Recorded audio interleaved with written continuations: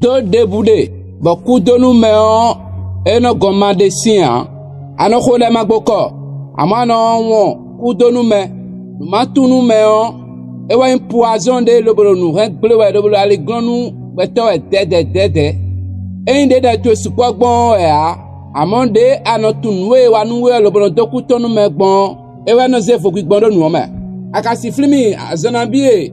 Adokunu ma wayo kabi wenu adokunu ma wayo assassin influence ane ogbe kwaba do ra santa de wenu mi member na khode ba kuno na se de betwe na hanundo Colossiens nasi we matanu kokoton ihame atongo Hébreux Colossiens 1 verset 3 emi unado emi do de khoe do tami tome wede bunu bino dokunu mau akuno miton Jésus-Christ sinto. Ami. Bima outon, de tout coup de nous mettons, et que de tiavi nous qu'on y tombe dans le tombe. D'ailleurs, si indiga, à mon coup de nous mettons, nous ronron, gégé, à zonlopo, au mais notre coup de nous mettons, on débou nos soudoués dans l'étondia.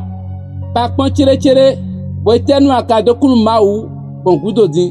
On ando, boue nous et tabatou les belles ou vetou les belles, nando à boue nous noué. A ovisi, nous iwa nous cocoton, et indo, et non blo, vi ma outon leo, y'en tout coup de nous mea, lobo nous mon coton noa, hekbeton glebi, nous débou sorti lobo, no hekbeton sing bezang ble, ouze, au kuma de nous mea, nous ma on a se hekbetoyo, adona tekpon, lobo kuma de nous mea, na desing bezang tout me, lobo wa nous a na tout lobo de couton nous me, wode bunde, na flin de hihoa, de na flin wedo, bina dokunu mauhu, nu teme de ko wa do gbeza mi tomele, nu bla kunu meton, do gbeza mi tonji bi na flin lobo dokutoni.